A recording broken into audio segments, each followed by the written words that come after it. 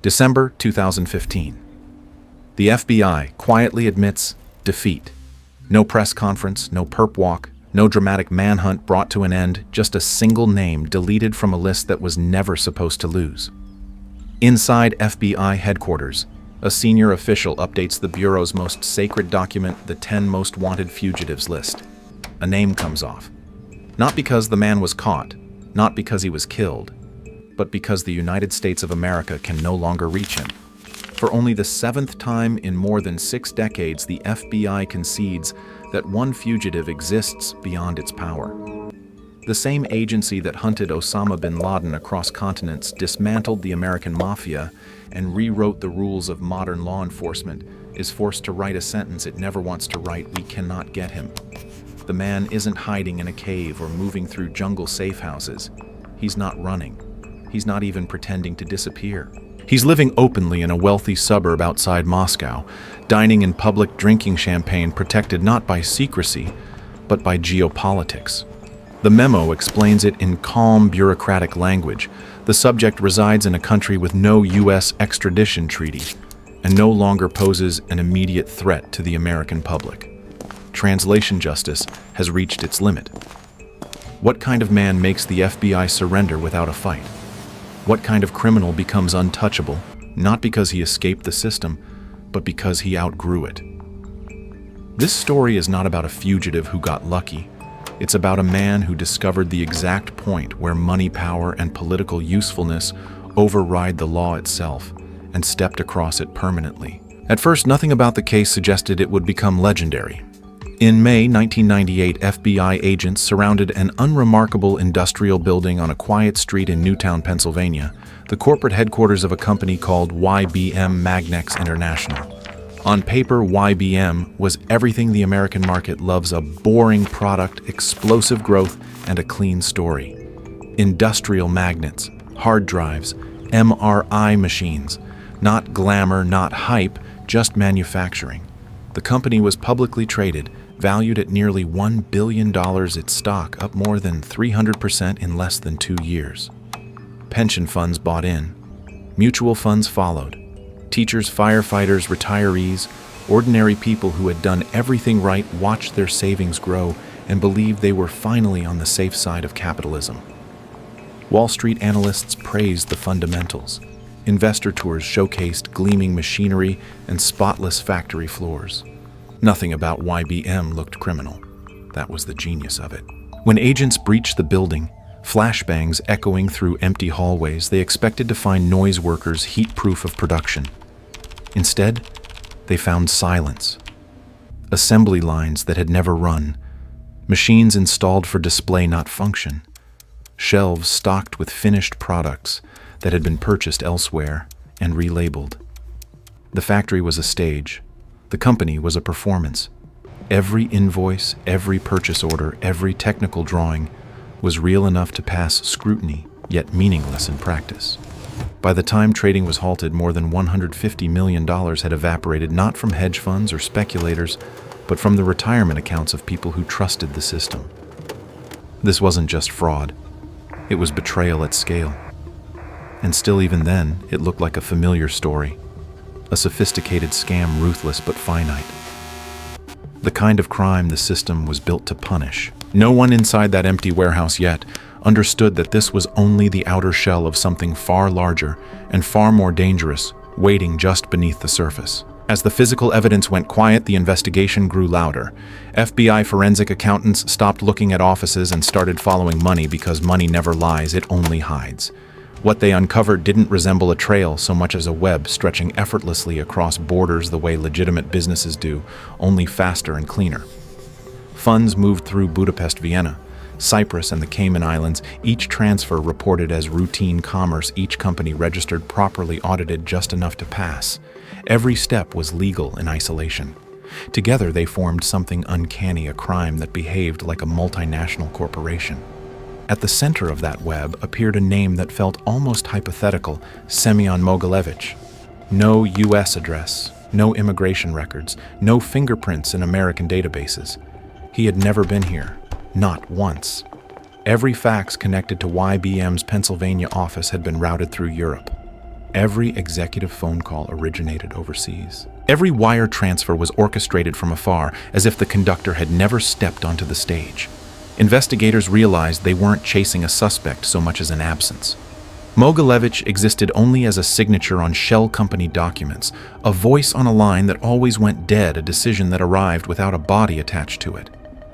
And then the intelligence reports began to fill in what the paper trail could not. This man was not simply a clever financier. He was described repeatedly in the same cold language, a global player, the boss of bosses, a figure whose authority in the Eastern European underworld exceeded that of any single organization. This was not someone who stole money and disappeared. This was someone who designed systems and let them run without him. The deeper agents dug, the clearer the pattern became.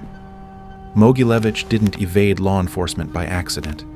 He engineered his life so that arrest was never part of the equation. He stayed outside jurisdictions, outside photographs, outside reach. And with that realization came the first flicker of dread. If he had never needed to appear, then he had never needed to hide. The case had quietly crossed a line. What began as a financial fraud investigation had turned into a hunt for a man who had already solved the problem of being hunted. The turning point came when investigators stopped asking what crimes Semion Mogilevich committed and started asking why someone like him was still alive, free, and protected.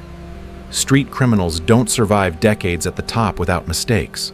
Mob bosses don't grow old unless they become useful to forces larger than themselves. As intelligence assessments deepened, a colder picture emerged. Mogilevich was not reckless, not ideological, not driven by ego. He was transactional. Violence was a tool. Fraud was a tool. But neither was the source of his real power. His genius lay in understanding that the most valuable criminals are the ones who can do what governments cannot do openly. By the late 1990s and early 2000s, as the post-Soviet world collapsed into chaos, Mogilevich positioned himself perfectly inside that gray zone. His network moved weapons without paperwork, drugs without borders, people without records. But those operations, vast as they were, served a larger objective: building leverage. That leverage crystallized around energy. Through layers of intermediaries and shell companies, Mogilevich embedded himself into the natural gas trade linking Russia, Ukraine, and Europe. This was not street-level crime. This was infrastructure. Gas pipelines don't just carry fuel, they carry pressure. Shutoffs freeze cities. Contracts decide elections. Control over energy turns criminals into kingmakers. At that moment, Mogilevich ceased to be a liability. He became an asset.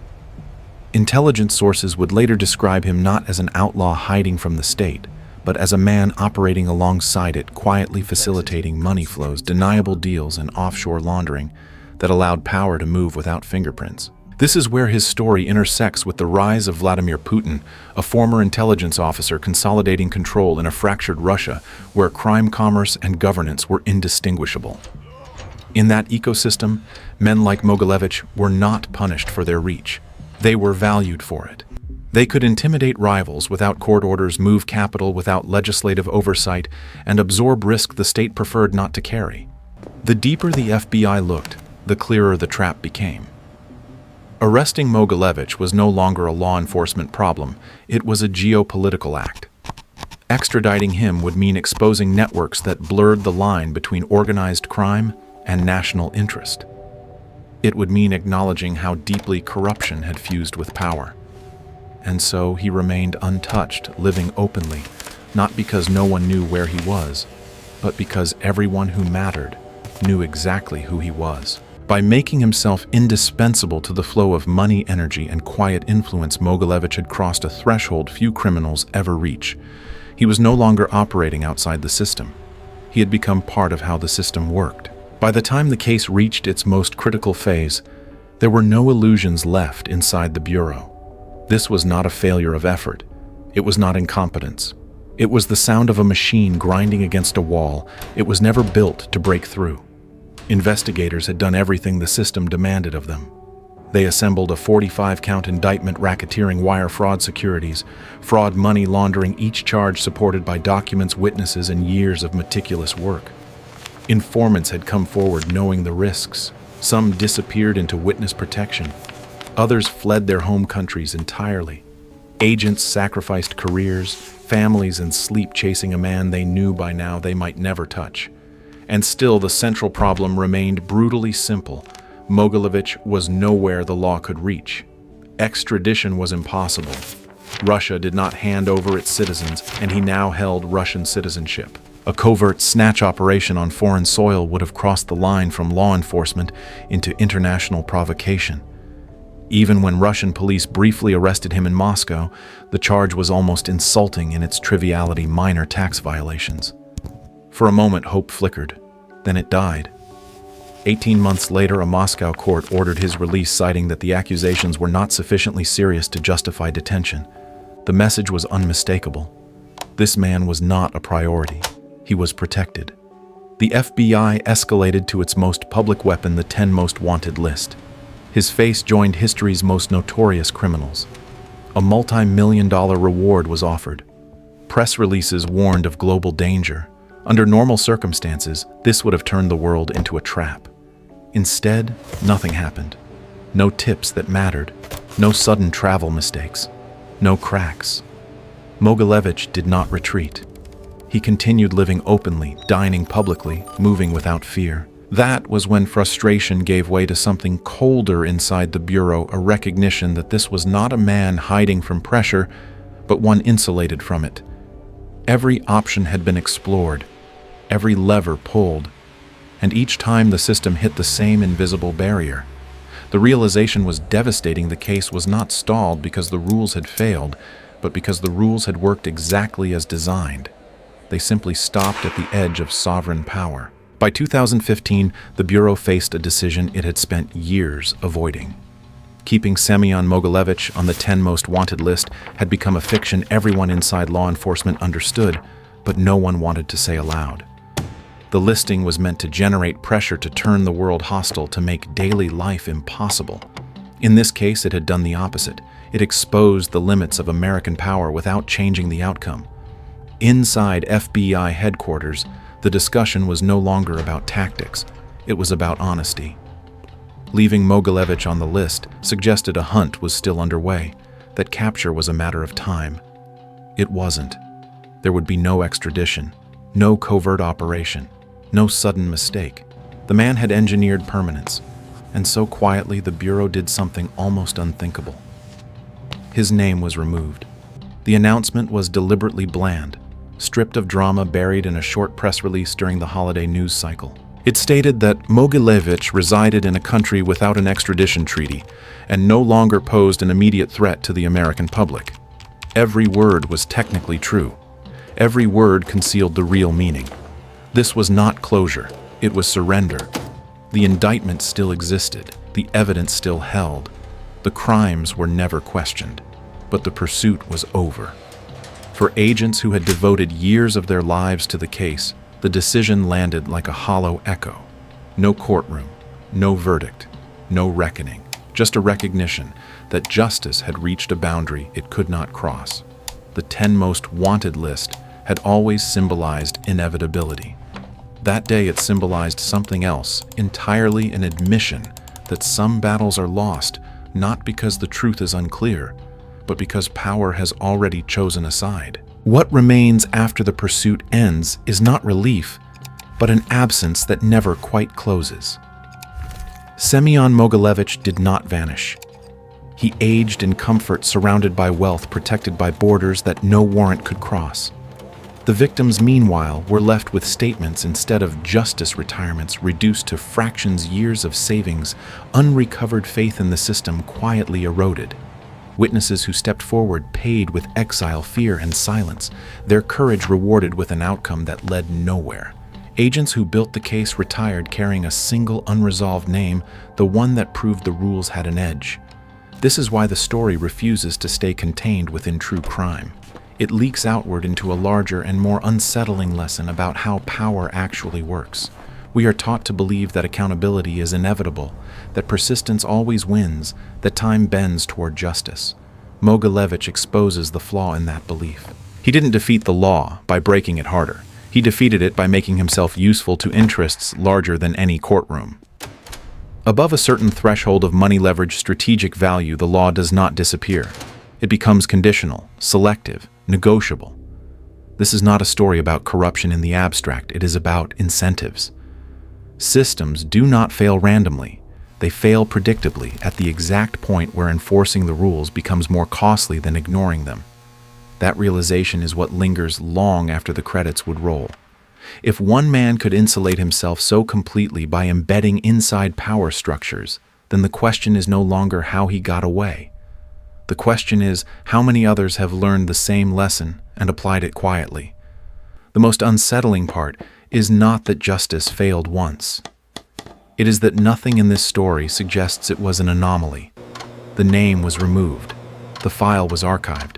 The system moved on. And somewhere beyond its reach, the man who revealed its limits continued living proof that in the modern world, justice does not always chase the guilty. Sometimes it simply learns where it must stop. This story isn't just about one criminal who escaped justice. It's a warning about how modern power really works. Laws are only as strong as the interests willing to enforce them, and history shows that when money leverage and political usefulness reach a certain level, accountability begins to fade. That reality should make us uncomfortable because it affects more than criminals.